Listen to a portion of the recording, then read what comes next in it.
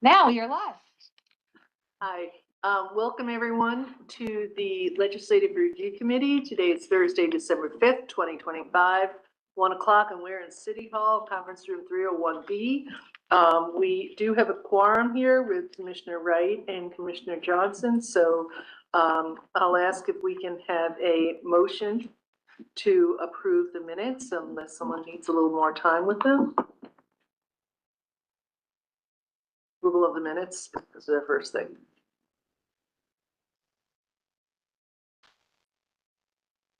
Did you need more time? I need to approve the last two. Well, you can. Okay, motion to approve the minutes. Second. All in favor? Aye. Aye. Okay. All right, so we've approved the minutes and now we do not have anyone here for public input. So I'm gonna pass it on to Assistant Manager Ilka McConnell to just kind of get us up to date as we move forward here. All right. So the first thing that we wanted to follow up on from the last meeting was some data that ACCPD has helped us with, looking at noise complaints in downtown Athens. And Sarah will share the data there, and Deputy Chief Daniel will walk us through it. Look at what the data is telling us. All right, thanks, Ilka. So as we were asked to do, I think it was back the end of September, early October, was to look at the downtown noise complaints, specifically in the downtown corridor or the downtown development authority area. And then to parse that out into complaints where we could identify the source as being a commercial entity versus a non-commercial entity. And so our crime analysis unit looked into that data, and what you can see in our chart is they looked at a range from January 1st, 2024 up to when they did the search, which was October 6th of 2025. So not quite 2 years worth of data.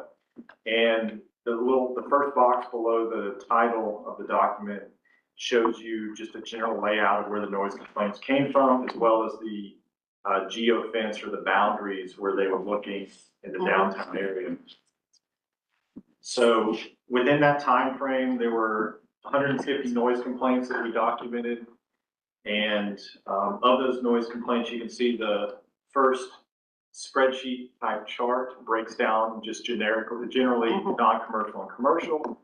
So about 2/3 of the noise complaints in that particular zone are non-commercial related. About 25% of them are commercial, and the remainder, almost 10%, came from vehicles specifically. The next chart down is a disposition for each call. And, as we've done in the past with some of the noise complaints, we provided the disposition, how the call ended effectively. And so you can see the first column just shows you the status type of the call. The second column is all non-commercial complaints. The third column is commercial complaints. Fourth column over from the left is vehicle complaints. And then you see the total as you work down the columns. And so there's several different statuses that could have applied.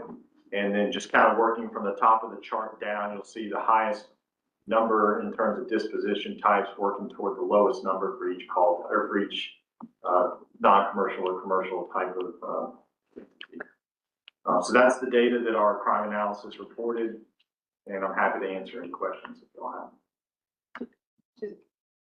Yes. Just want to make sure I see what I'm seeing. So there were only 2 citations written during this time period out of 150 various complaints. That's what our data indicates, yes. Is that more so giving people a second chance, or it really the issue didn't arise to the occasion of a true citation? If that's a good question. I can't speak to the individual officer's decisions for each of these call types. But again, there were 2 citations issued. What you can see if you work back up the chart is that the majority of the time the officers determined that the complaint was actually unfounded.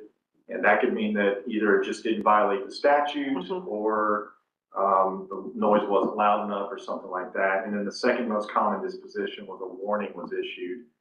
So they were attempting to, solve the problem through a warning as opposed to immediate enforcement, and then working your way down. And that, just to chime in, we don't see all of these citations, the ones that are issued, whether they're downtown or anywhere else, because they're payable citations, and someone who pays a citation in my office would never see the citation or have any knowledge the person is even cited. I don't know that I've ever handled a citation from the downtown area for a noise ordinance complaint, and I always assumed, and I could be wrong, maybe Courtney and Austin could correct me, that I thought the noise ordinance had a specific provision that the noise has to be audible in a zone that is zoned residential, single family residential. So if the complaint is originating from downtown, then it seems almost impossible for it to be, unless there's a zone downtown that is zoned residential, single family residential. It's kind of what we're looking at. So really the number of citations. There are single family residences in proximity to downtown. So say, for instance, if you lived on Pulaski, you could hear of the end at New Caledonia. And so the call, if it's originating from there, could relate to that. So I could see how you could have a call, but I don't know if I lived in an apartment downtown, I don't know that the noise ordinance, unless I'm wrong about what it applies to. And I guess you're talking about noise from commercial entities specifically, as opposed to other sources of noise. Well, but doesn't the noise have to be heard?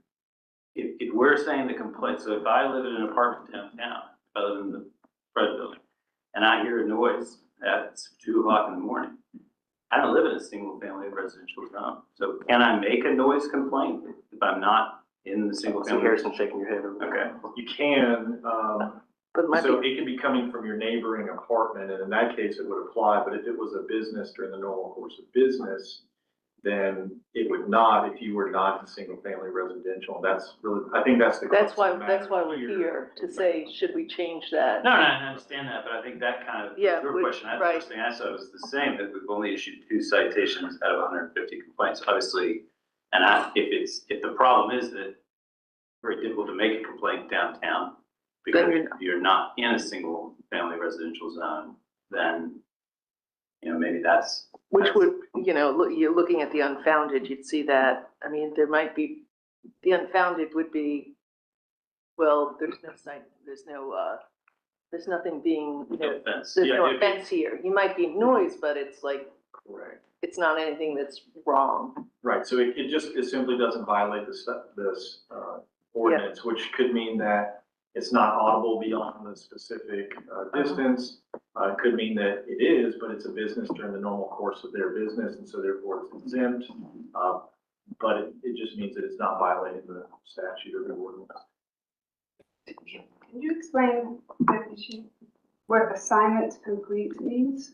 Sure. So assignment complete is one of the statuses that we use. It's kind of a catch-all, really, and effectively what it means is the officer's done with whatever they needed to do on that particular call, but a different status didn't really apply. As far as noise complaints go, officers were using that historically for noise complaints. We've since stopped that as being a status that's available for noise complaints and provided direction that we don't want that one generically because it doesn't help us answer many questions. And so we have put a stop to that through our directions, but that's a good question. What timeline do you think that was, since this goes back almost 2 years? I'd have to go look at that to know for sure. Well, you might have said this as well. What was it turned over to? So turned over to means that they've turned the call and the handling of that call over to somebody else. It could mean another department, it could be another officer or something like that. Okay. Any other questions on this data? And last thing, just to confirm what you thought or think, the citation is just paid and that's it?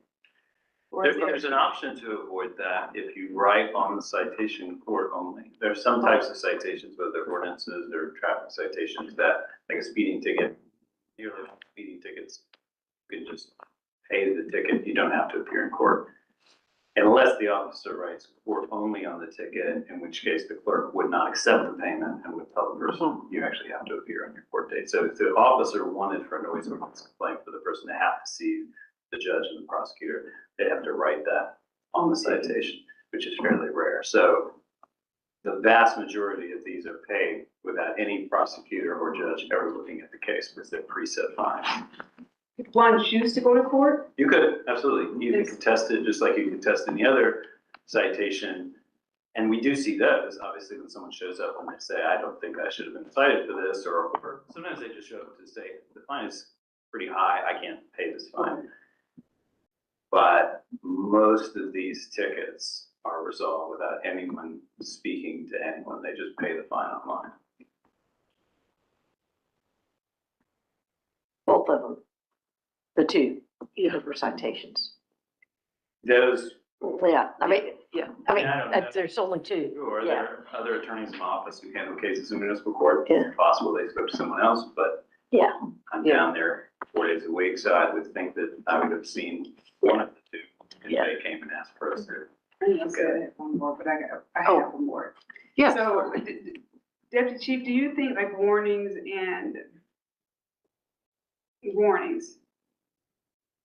prevent people from taking the law seriously?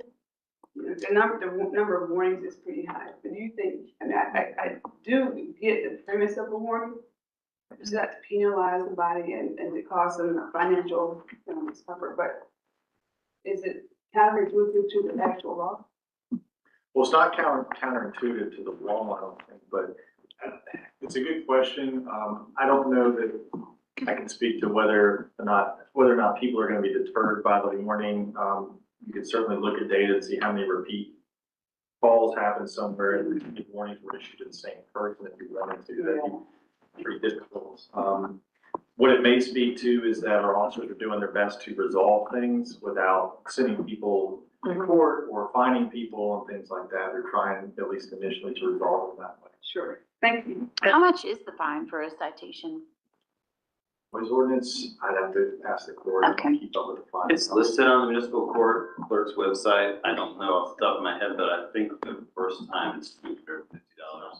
It may Okay. be $350, but they have, if you go to the clerk's website, all payable citations, whether they're state or ordinance citations, if they're payable and you don't have to attend court, they list the preset fine. Didn't we learn in one of our previous study sessions that state level, we can't, Limits it at- it's $250 every time, you can't, it doesn't, you Can't don't have the right. ability for it to increase upon repetition. I think we So learned just to that. clarify, what we talked about was under state law, there's a $1,000 maximum fine for ordinance violations across Georgia. And so we were kind of discussing whether or not this body had authority to Right. increase that and under Yeah. state law. And I don't know if there was, what you're talking about is like first offense for second and third. Is there, can you raise But the? so we could increase the fine upon repetition up to the 1,000. Like you could legislatively change that. Yeah, there are other sections of code that have a sort of a graduated step. Well, right, and since we don't know if the two were the same entity, and we also learned that having, there are some areas in our community that are doing things that keep it from being the same person, Mhm. even though it's the same address. So, I mean, it's good to know that we have that option as we think of things to do to help Help with this. curtail it. Mhm. And there's you have the verbal warning. I'm assuming that the verbal warning, there is no record of that. Where the warning down on the bottom is a written warning.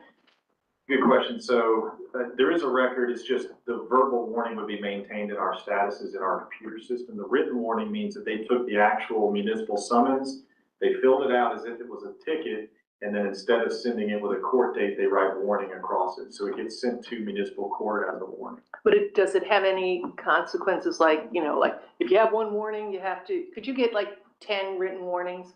I mean, theoretically. In theory, you can Okay, get so 100 written warnings. Okay.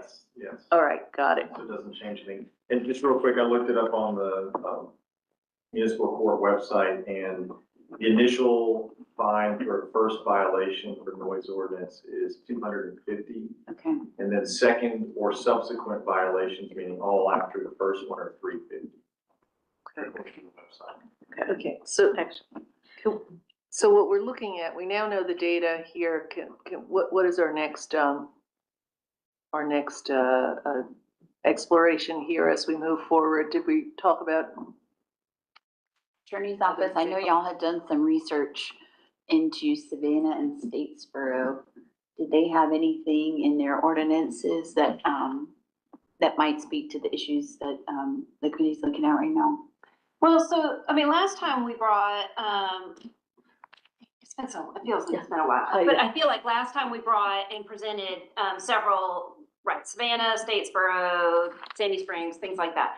And the topic of that conversation was commercial noise emanating into residential areas, just like what Will was just talking about. And expanding that receiving area, right, to include other, residential areas, so multifamily and things like that. Or other commercial. Right, because we're dealing with one commercial entity interfering with the environment that the neighbor commercial entity is Right. dealing with. And so, but really we were focused on sort of residential at that point. And then we were asked to come back sort of today and talk, I think, Commissioner Wright, you had really asked for sort of looking at hybrid models, right? So where, and then this is gonna lend itself to a discussion about decibels. But looking at commercial noise emanating into residential areas to deal with sort of that part of the problem. And then commercial noise emanating into neighboring commercial properties, right? All within the downtown district. And so we thought that maybe more of a hybrid model for that might. So I have, guess what I have? Lots of sample ordinances for you guys today. These are all from these are from communities outside of Georgia. So I have Greenville, I have Asheville, and I have Gainesville, Florida, which all sort of start to get at that issue. I wasn't 100% sure what we were going to talk about today, so that's what I've brought information to speak to. Before we get onto that, as a reminder, especially we have Commissioner Wright, who, represents downtown.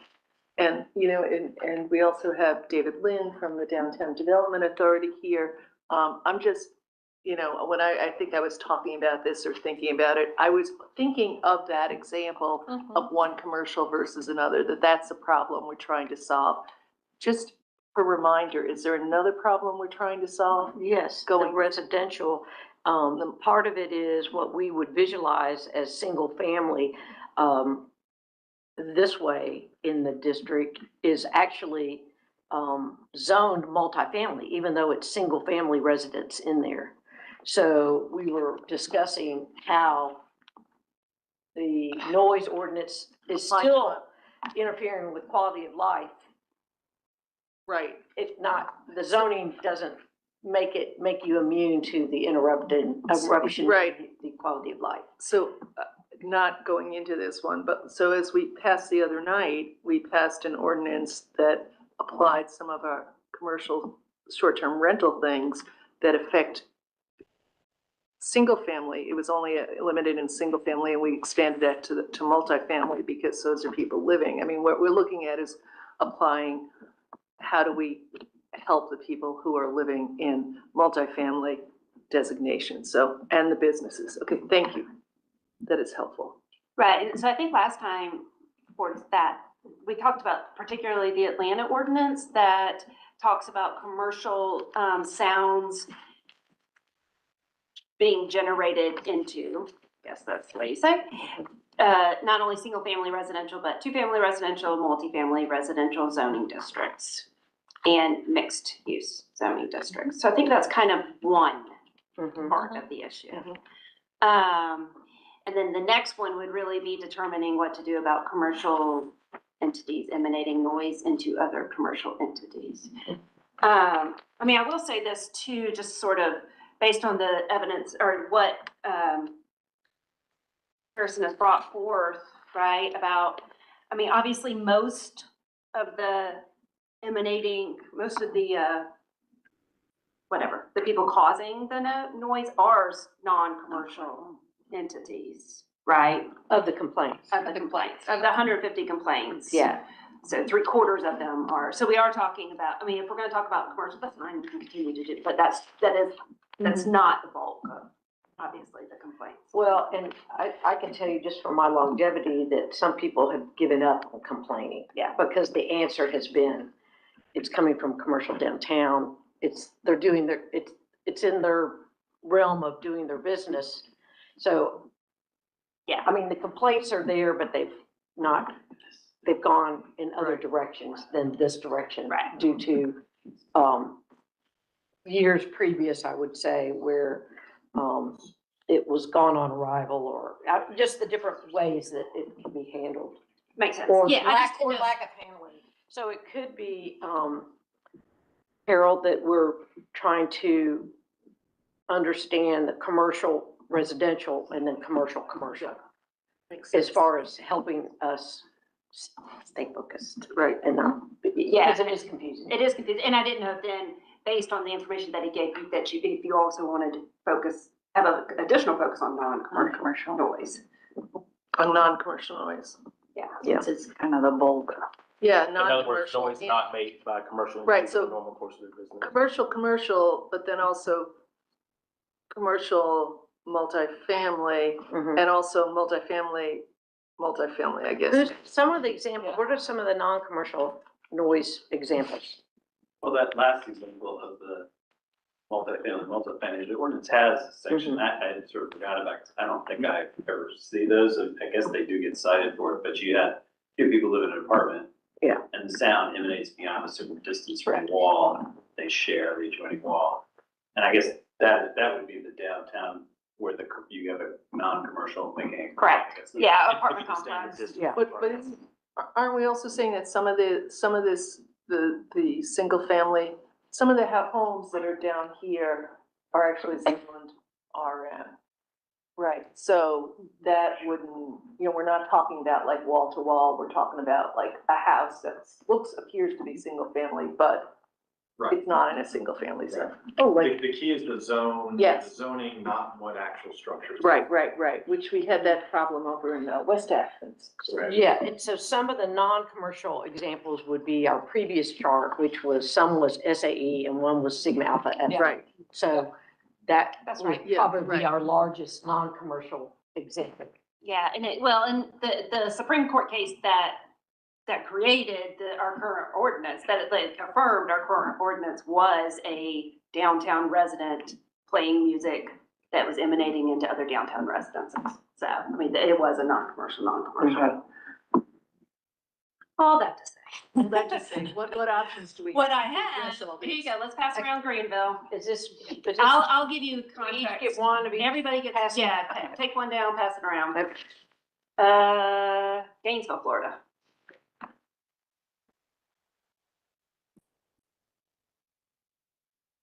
And then for Mr. Lynn in the room, I've brought Asheville, North Carolina. But they all offer, sort of some of these, now, these do not come with my endorsement or obviously Right, endorsement right. These necessarily, are- right? My typical caveat, I'm just offering you some options to kind of start to think about to sort of get to this sort of hybrid issue, this commercial into commercial, issue. And are we, is the void in Georgia examples something that can be summarized, or you're just? So a lot of the, so for one thing, you've already seen a lot of the Georgia samples, so I didn't want to duplicate those efforts. But a lot of noise ordinances within the state are carbon copies of the Athens one. And we've discussed, because that was the Athens one has been tested by the Supreme Court, so it's a pretty safe one. It's a very safe one. So a lot of them are either that, or just similar with regard to sort of the kind of noise and things like that, but decibels focused on monitoring. All right, so what's everybody have first? Greenville? Yeah. Okay, I'm just gonna give you, we had great interns. But anyway, this great intern went through and sort of highlighted some of the sort of relevant sections we wanted to draw your attention to. I'm just gonna give you a quick, why the Greenville one stuck out. So for one thing, they have a broad means of measurement. It's a kind of employing both the, plainly audible noise, the standard that we use, and a decibel reading system. Is that what's highlighted in the, I mean, what, you're talking to the Mhm. first highlight? That's right. And also the second highlight, actually, it talks about the different, kind of measurement tools. And then the third highlighted section, I think, is kind of getting closer to, and again, not endorsing the decibel, but I just want to show you this. This actually, so this is a chart, Yeah. right? So that has general citywide and then the commercial, the central but downtown business district.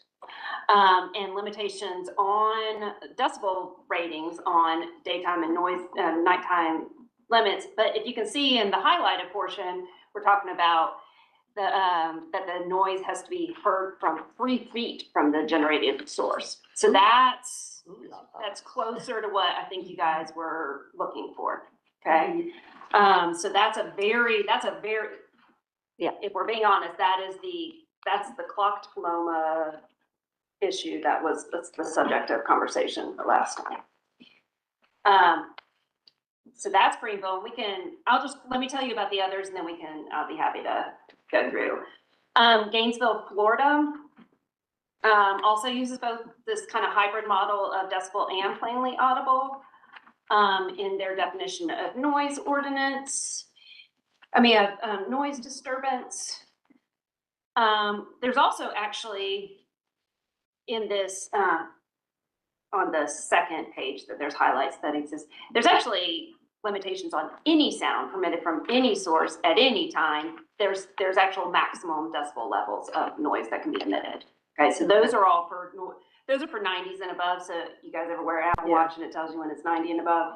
It's not safe, right? So that is for more unsafe noise, so any noise. But if you go to page 4 of 11, the highlighted portion there, also similar to Greenville that we just discussed, sort of breaks down, they do it residential and commercial noise, as opposed to the central business district and things like that. And then they also have maximum daytime and nighttime decibel levels that can be emanated from those sources. Theirs is, though, a much longer distance, measured at a distance of 200 feet or more from the property line of the source of the sound. Right. Okay. And these are also mechanical noises. We're not talking about a bunch of people cheering during a parade, so to speak. Correct. There's This is all mechanical. most of them include exceptions for animals. people talking, certain permitted events, things like that. So everybody has Okay. a sort of standard set of exceptions. that. Gotcha. And then finally, Asheville also does it by decibel readings at the receiving site, and they differentiate noise levels that can be emitted from industrial sources, commercial sources, and within their central business district. And presumably residential too, but I wasn't looking at that. Neat. This is very helpful. Okay, good. Excellent. I will say, I don't know if I brought it last time. Let's see if I brought you. Here's Savannah. I did happen to bring Savannah because when I was going back through our notes from last time. Their noise ordinance, actually, I'll wait till it gets around, but you'll see in the highlighted part there,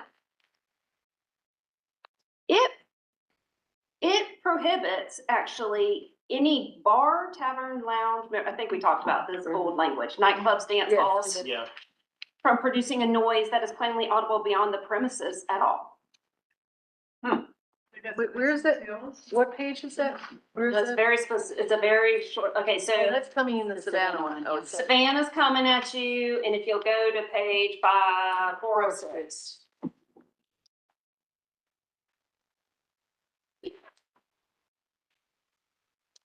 Although it specifically pulls out, now, I don't know if that's been tested in the court. Again, we talked about how old the language was, which makes me feel like it's a very, very old ordinance, right? Yeah. Dance halls. But it exists, in Savannah, which is sort of a similar downtown, right? does that mean that that you couldn't have someone playing a set out on your deck? I would read it that way, yeah. Okay. Start from what? playing the, beyond the premises, I guess. I mean, if you're on the, yeah. No, I mean, according to what this You're says, like you know, saying whether or not, game day condo balcony. right, or also, what? Yeah, Oh, but I mean, Let's just like say you were somebody having- has a deck, yeah. Yeah, right?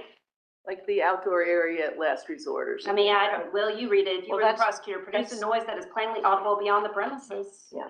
I feel like that, there's an argument to be made that that would be a problem. So patio dining with music would be a problem. So on 4.6, the sound, with just not reading it, but just glancing, refers to the sound equipment upon public streets. That's part of what I want us to be covering Right. as well. What Again, are you talking about? I'm amplified, sorry, I missed it. amplified on public streets. But that also, Carol, in your right-of-way committee, you guys might be covering, you know. We're not there's- talking, no sound, no sound. We get to keep the sound in here. Keep it Keep the sound in here. We can deal with all the sound. So, yeah. We So can look at personal effects. you've got enough, right? You've got enough. But anyway, so that, Carol, goes back to, you know, what the different things we're trying to cover, and Yeah. that is persons with equipment Right. on our right of way, Without a special. which is permit. gonna be including our park and, public land. And then we're also dealing with what's happening on private property that's interfering with residential, somebody in residential as well as somebody in their private commercial. Yes, pretty strict. It's very strict. It does use the word phonograph too, so. Yeah. I'm telling you, it is a, We'll have to, I didn't look at the year, but the language would suggest it's probably written about 50 years ago. Carol, can I ask David a question for the committee? Yes, you may. David, is this the kind of thing that we could get, the Downtown Development Authority's sort of feedback on? Is because since we're talking about this area and you guys live and breathe it and you have your own board, if we could get that on your all's agenda where y'all could chat about it and give any recommendations or insights, Carol? Yes, Could that that would be be helpful great. for us? If it's clear to them what they're giving us insights. Especially since Yeah. you could take this homework. That's right. I like giving you guys handouts for you to think about. Yeah, I do too. Yeah. So let's not have a meeting in January so that we can all read all of our handouts from the last 3 meetings. Well, the, Yeah. Yeah. And then, I don't have a vote, but I'd be on with that. yeah, yeah. And then- Plus it's the maybe- first week. yeah, and then in February, if we could, you know, focus on having the full committee here. And we could, you know, Yeah, we've yeah. got a lot of handouts from several meetings. If we get those in everybody's mailbox so that we're, and maybe Carol, we can, you know, the next meeting, we can tell everybody, we're focusing on February, everybody being here, Yeah. having gone through this highlighted material. Is there any way, I mean, to move us along, if you're looking at this as well, that we're looking at it, that you're looking at it, is, I mean, can you lay this out in like pulling some of the language and saying, here are some options where we could be then also going, yes, no, or we wanted to, like, so that we can move, rather than starting with this, like you all doing some organizing of what the options are so that we will move through it more quickly. Sure. Does that make sense? And I'll just offer as a general caveat, the caveat that we've provided every time, right? That the noise ordinance that you have currently is tested, it's, Mhm. you know, we feel really comfortable with it. And we've expressed some concerns about just sort of incorporating decibels in both from just from an enforcement Right, and prosecution perspective. Nonetheless, yes, I'll pull out language. yeah, and decibels, because it seems like decibels are a way also for people to businesses to self-regulate. You know, that they can have a way of being aware of, like, concretely, this is how much, you know, noise. So I don't know if that makes a difference or not, but you know, if I was a business and I was having that band playing, I might, and I was told these are the guidelines, I might follow them more. Well, it also would allow, when the visit happens, Here's my chart from beginning of the meeting. That means that if we had something a little more concrete, especially for the commercial to commercial, then we might have less unfounded. And the verbal warning may actually help from a person in uniform type thing. So that could also be effective in this charting to have more citations as needed, more warnings, those sort of things. And I also feel that if we were to do the court only on the citation version of it too, especially as maybe a second. So you don't even, if we get a directive from the mayor and commission that these should not be payable citations, they won't be payable citations. The officers won't be responsible for it. Now, you certainly through officer training could tell the officers if this is a repeat violator or something to that effect, that you should write accordingly on the ticket, and you could catch most of it in that way. But the clerk can just change that and just say, none of these are payable. If coming out of this committee, we think that would be more effective, you're just saying we I should. don't know that, I'm not necessarily advocating for that, because there are plenty of noise ordinance citations where a neighbor gets called. I have a bunch of college kids who live in a house behind me, right in the backyard. Every year, for the first couple of weeks of the school year in August, they play a lot of music. Somebody probably calls the police, and an officer comes out and either cites them or issues them a warning, and then it stops. Yeah. And that's the end of it. Now, do I want them to have to come to court and see the judge and go through all of that? Probably not, because we're probably just gonna have them pay the $250 fine. So I don't know if I'm not necessarily saying that we would do that in all cases, but it is an option. There's nothing in the ordinance that says that the first time isn't. There are some citations, state citations, where the first fine is just a fine. You can't do anything other than a fine. So you could change it, but maybe the thing to do would be to say, well, if you've been cited for this before, instead of paying this $350 fine, it's been increased to, we say, well, that in that instance, you now have to come to court if you have a prior citation for it. That's the way I was thinking. That first one, it's the repeat. And when we hear, or I hear in the community that people are just integrating that fine in their party budget. I mean, that would address that. Right. And not to, cause additional problems, but the problem that we've seen with those entities is that different people get cited. So they're not using the address. You really can't use the address, because if it's a rental property and it's different people moving in, I can't increase the fine because the prior person who that got cited. I can't increase your penalty based on that. So you can't really use the address. You have to say this individual, and that's really all the clerk can. I mean, they could look up the address, but they're just looking at the individual, their date of birth, and saying this individual in our system has already been cited and paid a fine for this citation. And they look at that every time to determine the amount of the fine. They could just say, you've been cited before, we can't let you pay it. Yeah. And it would be training the officers as well to alert the person, because they almost always ask, what do I do with this ticket? Well, you can call this number or you can pay it, to alert them and say, if you've been cited for this before, then you're not going to be able to pay it. You'll have to go to court. Right. And we studied that a little bit as far as, I've already been cited.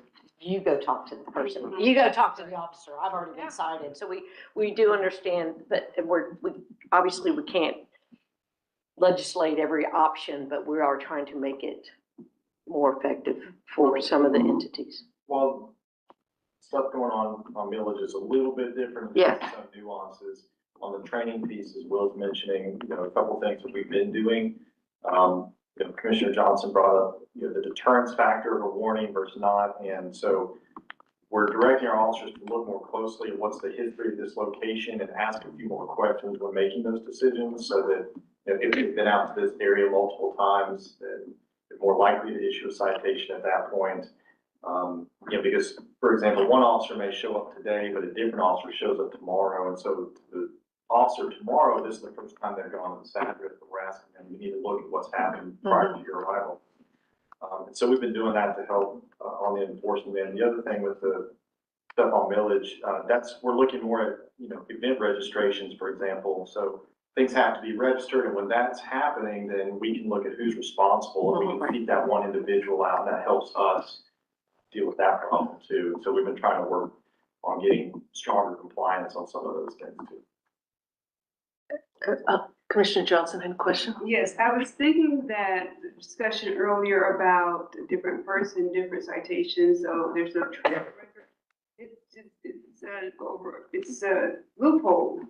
And so I'm wondering, when we had the discussion about to the east side of Athens, could there be some responsibility applied to the owner or the proprietor of a business instead of an individual?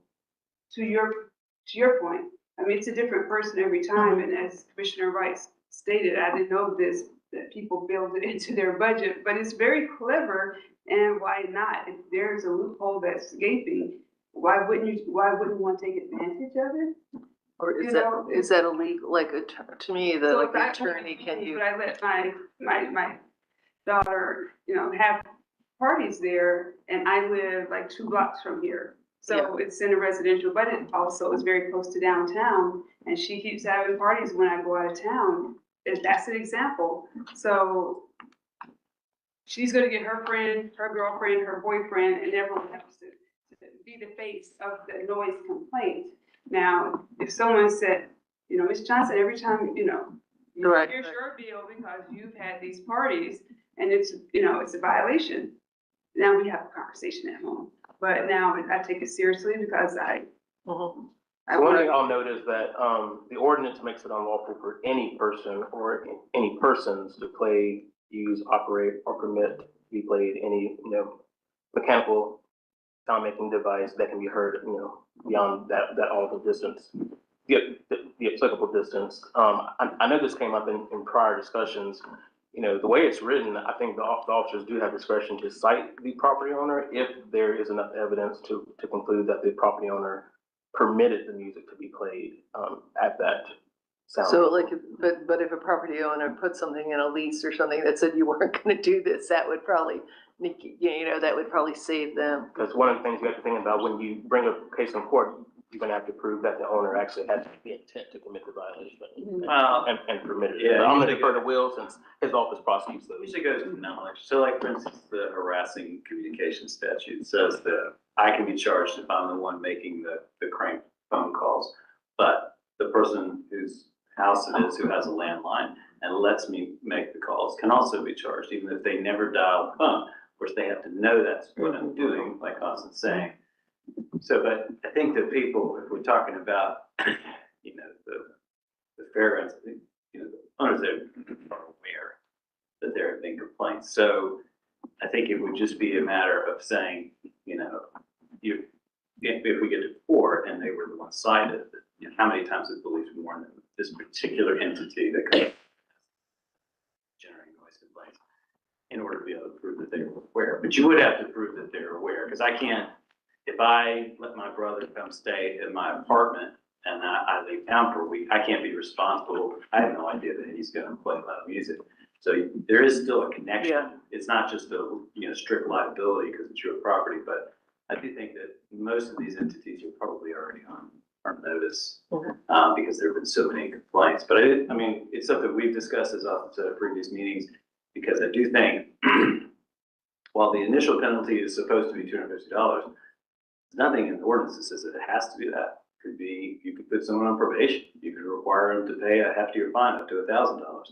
And so, and you could, we talked about if there's a particular event planner that continues to, it's just that one event group that comes and does it, we bar them from the county Right. for the 6-month period. So there were other things that we can do. Right.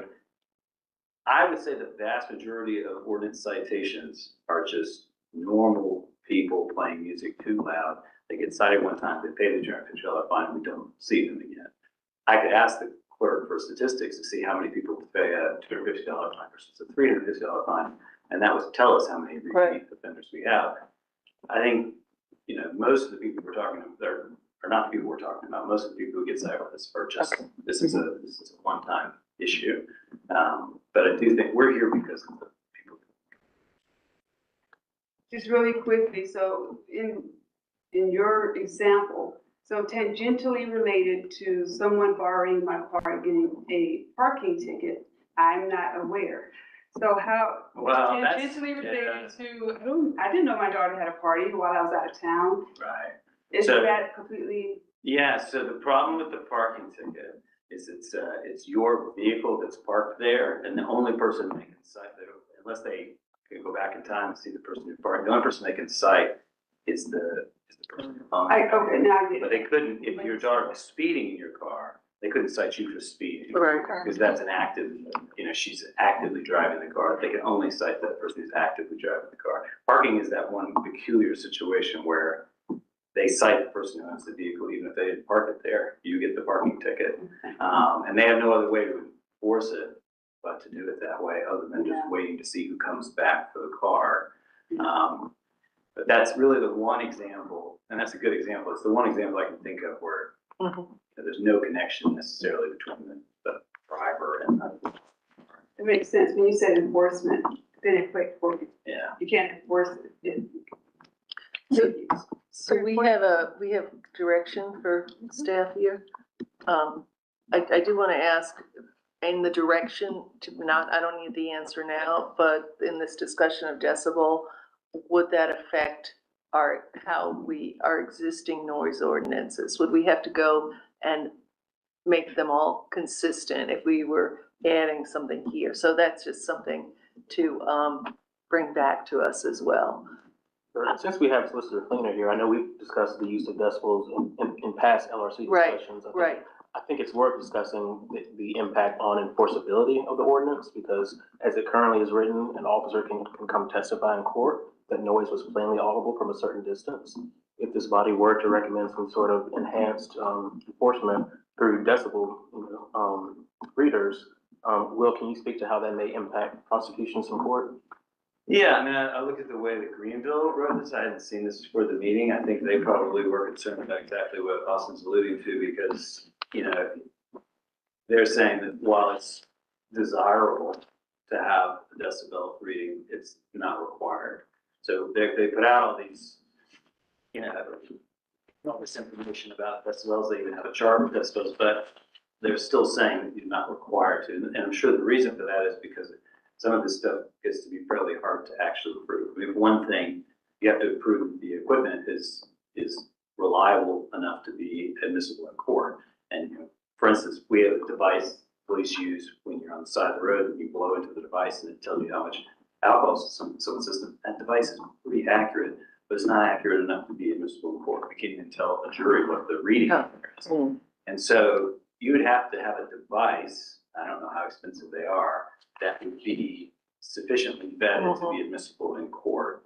So the police department would have to be sure when they purchase those devices, because otherwise, if it's not admissible in court, they're useless. I mean, there's no point in issuing a citation based on what it says if it's not going to be admissible in court. So you'd want to be sure that this particular device has been vetted by a Georgia court and is scientifically accurate enough to be admissible. And then, there's like any new device, there's always officer training issues and making sure they understand how to use the device and the distances to use it. My primary concern about the noise ordinance is that it's already fairly complicated.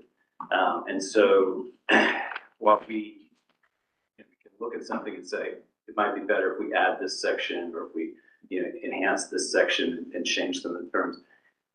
Every time we do that, it tends to make it even more complicated. And it is hard, honestly, for me to read the thing and always know exactly whether or not, and you're asking the officer on the side of the road to make that determination there at 11 o'clock at night on music playing. So I like for them to be less complicated. It's not just for enforcement, but it's just so that they accurately cite someone. And don't issue citations when they shouldn't, or are not afraid to issue a citation because they just don't know. I would guess, it's just a guess, that some of these warnings and assignment complete and or because the officers were like, this might be a violation, might not be a violation, I don't want to issue a citation if that's not correct, and are just not sure about the ordinance because it's so much more complicated really than any of the other ordinances. Compared to public intoxication or disorderly conduct, it's like a treatise. So they don't always, I would guess, the officers don't always feel 100% comfortable making the decision. So when you add in anything else, I would just want to be sure that we weren't making it even more complicated for them. And I'm not trying to say the officers aren't intelligent, they're very intelligent, but you read that and it's very complicated. And so knowing that you're in the right position at the right time with the right sound, unless we are making it easier and clearer, I don't know that I necessarily would advocate for making any significant changes. I do think, as you brought up, Commissioner Johnson, that there are other opportunities for enforcement in terms of if we've got a problem area. We've talked about this, about citing the owner, because that could change the way we handle those cases, particularly if we keep citing the owner repeatedly, and then eventually, you know, you could have a more significant penalty, like a banning from the county. I don't know that we would get to that place if we're talking about a landowner, but certainly if it's the proprietor of the event who keeps coming into town, and you say, well, you're not going to be allowed back in Clarke County for 6 months, that is an option we have. We can't just use that, you know, we have to use that sparingly because there are constitutional considerations whenever you ban someone from the area. But it is an option. Maybe we just haven't fully explored, you know, the best way to enforce the current laws we have. I like that advice. I think, for me, I'm hearing that we could stick with a stricter and the enforcement tiering to what is currently there. Could be a way, if a warning is helpful for some people, your neighbors pay it one time and be done till you get a new neighbor. And I think some of our issues are the people who we would be able to pay attention to what's going on by that third time, if the third and the fourth. So if we went to a tiering way, what is the timeline? When you say this is your first, do those come with your all's professional experience? We're talking the calendar year, we're talking in one day. How do you tier time-wise? Well, sorry to turn the question back toward you, but that really be y'all's prerogative. Okay, well, that's what. Do anything you want to. It could be, you know, so many repeated citations within a calendar year, or in some limited time frame, or it could just be without limitation. That'd be a decision. That would be that's available within that sort of approach. That's good to know. And I guess I felt like the decibel reading was going to be most helpful with the commercial to commercial. No, I mean, If we were able to then, I know you said don't make it too complicated, but that's kind of where I was thinking that would be helpful in our downtown business area where the businesses are interfering with the other. So if I may, the downtown may present even more unique set of problems than the remote area of the county because there's a lot going on at 11, 12, 1, 2, 3 in the morning. And so an easy argument comes up, you know, if I'm thinking about it from a defensive perspective is, well, yeah, when the officer took this reading, there were a group of people standing on the street corner talking loudly, and there was a car playing its radio over here behind them. And so how do we know for sure that the decibel read? traffic going down Broad Street, all the noise. It is tough. It could get difficult. It is tough. I mean, and also, I think we're all talking about sort of, there are, I'm sure, other instances, but I spent an hour down there talking to the people at Clarke about the issue that they have. I think we're kind of all talking about primarily that particular issue and trying to figure out that everything, anyone who hears the problem down there, feel like this is not a fair situation. There should be some way to resolve this. But even there, there's a problem because there's a second restaurant at the end of that alley that also plays music some nights. So if you're out there with your decibel here, you have to walk down and ask them to turn off their music for a second while you get this decibel reading. Now turn it back on. I'm going to get Paloma to turn off their music and I'll get your decibel. Yeah. And so to figure out who and what if they're each playing music that's below the decibel level, but the combined decibel level puts you over. And so are they co-defendants now because they are combining their music to play there? So I really feel for Clarke. I feel like it's unfair what's happened to them. They've been there forever.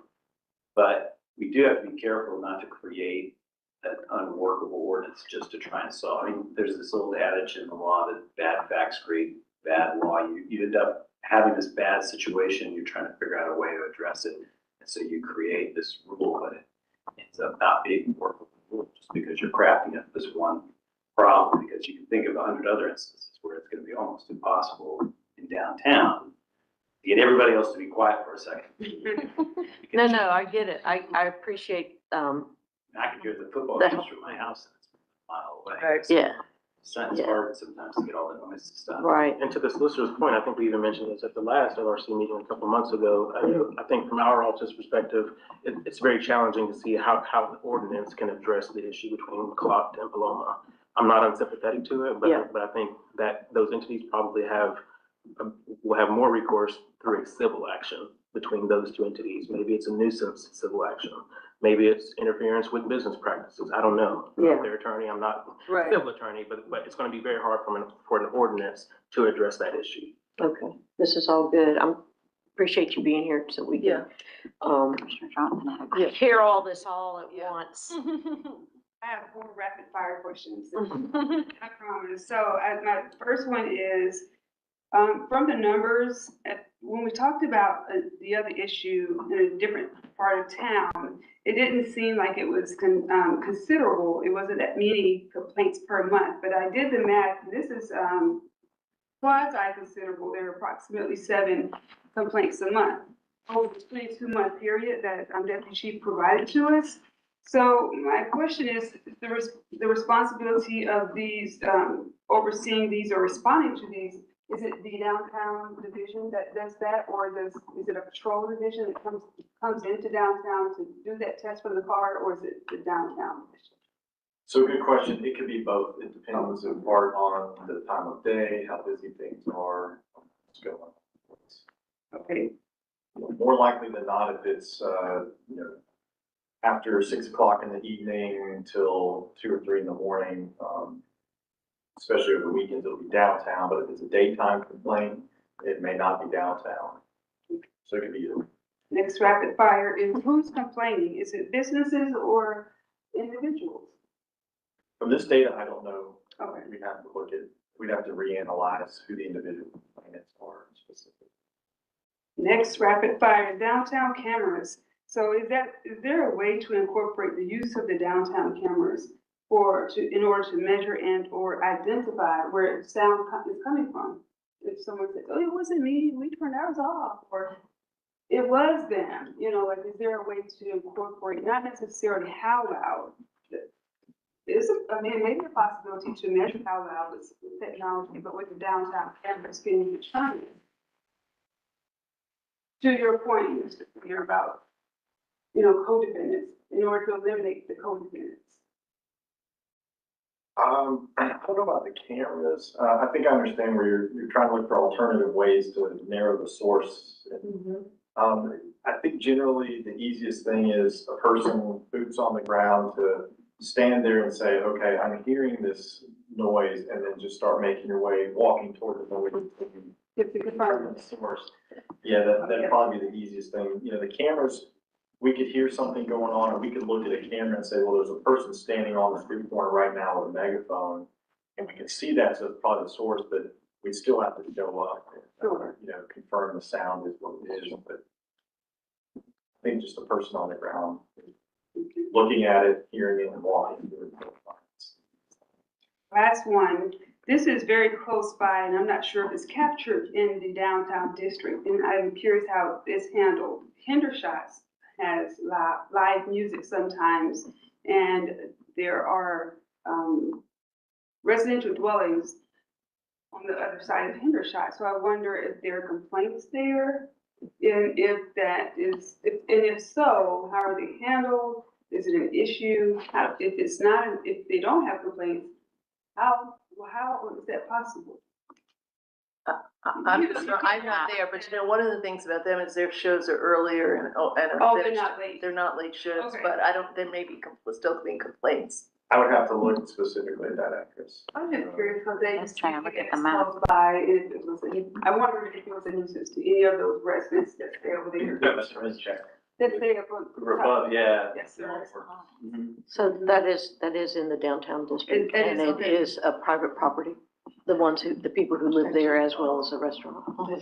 When a citation is issued, like at a business, does it go to the business, like to the LLC, or is it like the front of house manager that's right there talking to the office? Has to be a person. It's right, it's gonna be the person, generally the person who is responsible for the That's situation. interesting. So the business can be cited by however many different people might be on shift, whatever day the citation happens. Right, so similar to the issue with, say, the Greek houses up on Village, we could show up on Monday and it's manager A, and then we could show up at the same business on Tuesday and it's manager B, and each one receive a citation for the same problem, 2 different days. Can they issue it to the entity that's on the business license, which they're supposed to have, or the occupation tax certificate? That's a good question. I So think it's a quasi-criminal ordinance, so it has to be issued to I an see. individual as Okay. opposed to like the quasi-civil ordinances. So, we can't charge a business with a crime. So, it has, my understanding, because you read it, it says person, and they are a person, so it doesn't say the entity or the business. I think that would change it potentially to a more of a civil penalty, because we can't put a business on trial. So, for a criminal penalty, you certainly can't for a civil penalty. But we've talked about the fact that if you've got 10 people there who are hosting a party and they all live in the house, you could theoretically cite all 10 people and the band that's playing the music. I mean, there's nothing in the ordinance that says you can only cite one person, as Austin said. The ordinance says you can cite anyone who's responsible. It's not like it says it can only issue one citation. So we have discussed the possibility. I'm not saying we cite every fraternity member who's present, but there's nothing in the ordinance that says you couldn't do that. You would have to have a nexus between the freshman who has nothing to do with planning the party and has no control over it. Probably I wouldn't be able to prove that beyond a reasonable doubt. You still have to prove beyond a reasonable doubt that they are once responsible. But if you got the entire board of the fraternity, I don't know how organized, and cited all of them who had signed off on the party and all of the band members who were playing, then I think that would probably be fine. And we talked about that. Honestly, I hate to go after the musicians, but they don't have an $80,000 entertainment budget that can easily cover these expenses. And so maybe if you started citing musicians, they might be more inclined to pay attention to how loud their music was. Interesting. It is.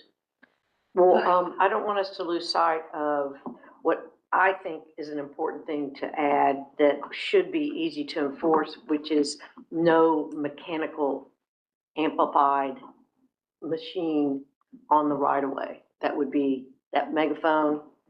And if I may, Commissioner, Sherry Hines actually issued this body a memo on that very Yeah, topic. And so we would advise against a blanket ban on the public right of way of using amplified sound, because that is a traditional public forum. And remember, what we're talking about here is First Amendment protected speech, not just noise. And so that is most likely to be struck down as an unconstitutional. And then when we, in the beginning of this, when we divided it, the rural and in town, and I said that the in-town part would be an overall ban, when actually part of that is you need a special event permit to be doing it. That's not an overall ban. That just means you have to get a permit. Right. And I think A permitted amplified sound is what I would like to see how that would look like without interfering. Because you've got the right way to look at it, and I'm just trying to solve that issue. And if it's that it's permitted so that you have that megaphone, and then also understanding that if I'm having a parade tonight and I have permission to have the amplified sound on the right of way, I've also done what it takes to close off the streets. Can we make it to where others can't also have a permit? I mean, can you limit the number of permits happening at the same time? that's something we can look into. I'd be interested in knowing that. I And seeing think if by it's ordinance, feasible. anyone who is on our right of way, doing some kind of public demonstration, and Harrison, you deal with the special events ordinance, so back me up. I think by ordinance, those people are supposed to have a special events permit. Right, so then if there was someone, they would either have a lanyard, or you would say, can I see your permit to have that amplified setup. Well, so if somebody goes through the special event permit process, we're gonna be involved from the beginning, so we'll already know about it, we'll have a record of it and be fully aware of the events. I don't know that they have a lanyard. Well, I mean, there could be a way that it's more known, like when the park gets finished and we have that stage and somebody's up there rocking it out. You're saying you would know that there wasn't a permit for that day at that We time. would know, and we work very closely with Angel Helmley Yeah. to coordinate special event permits, and so if one is applied for, we know about it because we're part of that discussion process for what's permissible and what's not. Okay, perfect. Carol. Yes, Commissioner Johnson. Well, maybe a comment. I just think limiting the number of permits, on the outside, I just feel is discriminatory. Because one has to make a decision who gets it, who does not get it. Absolutely. And that's, That's a very good point because, we want to make sure that we're treating people in similar situations in an equitable manner. Yeah. Otherwise, we could be hit with equal protection challenges. So, But there's also the thing of having a permit, putting the permit in a time to do something, and then having another person permit like that interferes with your activity. So just that question. So, you know, you have a permit to have an event, and then someone puts a permit right next to it. That's, I mean, which puts a permit or. oh, gets one, applies one, right, like if you forget about even political stuff, but if it was like music or a downtown event for Latin, you know, like, and you have another one, what? Typically, Angel, for instance, when she issued the downtown special event permit at his first conference. Yeah, Right. yeah, Which is fine, yeah, because that's not, can't be right. deemed discriminatory, because once you've already issued the permit, like if I went in and applied for a permit today, to have my own parade tonight, on the same route as the parade that's already scheduled tonight, they would say that's, Yeah. we already have a parade. So Yeah. that's just the way that Yeah. works, but that's not putting a quote on it, it's just saying Right, that Yeah. we've already issued the permit. Right. These two can't happen at the same time. But that's really actually fairly more common than you think, right? Because if there's a protest, Yeah. often an anti-protest that wants to have a permit at the same time in the same space. So it is, We see that often. yeah. Right. but then that's not, I mean, that's different from the person who comes and just uses the right of way with the amplifier to. Without the permit. Without the permit. Sure. Right. Right, so. So there's it's okay to have a threshold in a space and time with the special permit. I mean, there's a We threshold. yeah, except for, and you'll forgive my ignorance, but, Commissioner Myers, you and I just learned the other day that Central Services is not giving out permits for political. That's right. I mean, I was trying to remember who I talked to about it because I had someone ask me about that. Right, so we talked to James the other day about that. Right. And That for like, if you were gonna go, you know, if you were gonna go on Barnett Shoals Road in front, in the right of way with signs that say, you know, we don't like District 8 or whatever, like you don't have to get a permit for that. Correct. And in fact, they won't issue one. Yeah, they're not, right, they don't issue one yeah, for you're that. effectively engaging in your First Amendment right. Right, right. So you don't need a permit for that. So what events would you need a permit for outside of music? Well, so, What if you wanted- okay, for example. has to Where be you're a permit. closing off the street. Correct. But if you wanted to stand on the corner and read Moby Dick, You have a First Absolutely. Amendment right. you don't need a permit. You do not Even need a if permit. you have a bullhorn? Correct. Yeah, that's what I'm saying. Right, Yeah. that's the, Okay. that's the, so much stuff to. But if somebody, I realize that this is complicated, so. right, really- but if somebody has a special event permit at Hot Corner, because that's geographically where that is, can you say that you are not allowed to have a bullhorn and read Moby Dick in the middle of a special events permitted event? Not without- Even if it's amplified at 160 decibels? I would not advise that because we'd be likely to be hit with a First Amendment challenge. Okay. And we Okay, probably there would not goes have the that. viable Gotcha. defense to that. Okay, But All right. the first come, first serve on a space and time got that down. okay. So we good? We got things for everyone to do? Yes. So Okay, next keep us out of meeting, we trouble. talked about February. Can I make one last point, Commissioner Myers? Just, no, just Yeah, about you to, may. to Commissioner Johnson's point. I will say there is sort of a corollary with regard to like the property owner issue that we were talking about, in the parking, in downtown parking, or in parking ordinances, period. We have a lot of students who accumulate parking tickets with their parents' car. They get the tickets on the window and never tell mom and dad. You know, this is a very common situation. Yeah. After an accumulation of so many tickets, we, per ordinance, provide written notice to the owner of the car. Written notice goes to mom and dad who live in Marietta, and all of a sudden, tickets get paid. Do you know what I mean? Because you do have sort of this outside entity who didn't know something was going on. Now they know, now they pay. So there may be something to explore with regard to that in residential areas. I think so. If we, for example, if I bought property downtown and I wanted it to be like short-term rental and I was never there. Right, absolutely. Yeah. Yeah, that's comes Those into are that. just civil penalties, right? So the difference between that and a criminal penalty is we could boot the car, we could put a lien on the car, we could tow the car. We can't summon you to court. No. We can't. We can't issue a warrant for your arrest if you don't show up for your court date, because they're all civil penalties. So there's no criminal enforcement the way there is. If you don't show up for your speeding ticket, or if you don't show up for your DUI trial, they're gonna issue a warrant for your arrest, and eventually they're gonna get you here. Right. But that's because you did this thing, as opposed to you are the owner of a car that was parked illegally.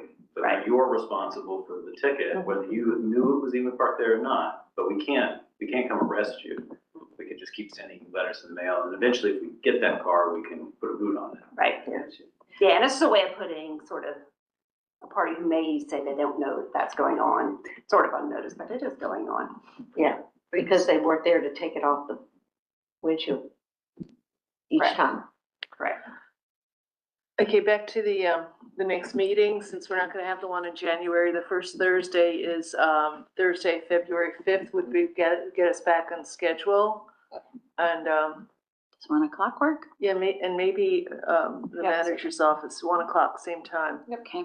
Maybe we could, since it's January, we could work with the chair here and set out a schedule for the, like, whole year and anticipate play times when they're not there, so we can, I would love that. yeah, Me too. okay, Send out annual meeting schedule. yeah. So at the February meeting, with the goal of having the full committee, would we want to discuss what might be the barriers to this time and date? To Oh, let's get yes. 'em, you know, Yes, yeah. before we Yes. send out that, let's put that on the agenda, Just make sure it's because still the right if time. this has become problematic for people, those Right. of us that are more flexible can adjust to help us True, get we the could do quorum that. Let's put that on the agenda. Will do. for the year. Yeah. All right. Lots of reading material. This is Good. Okay. And if we have a motion to adjourn, second. all in favor? Aye. Okay, happy holidays. All right, all right.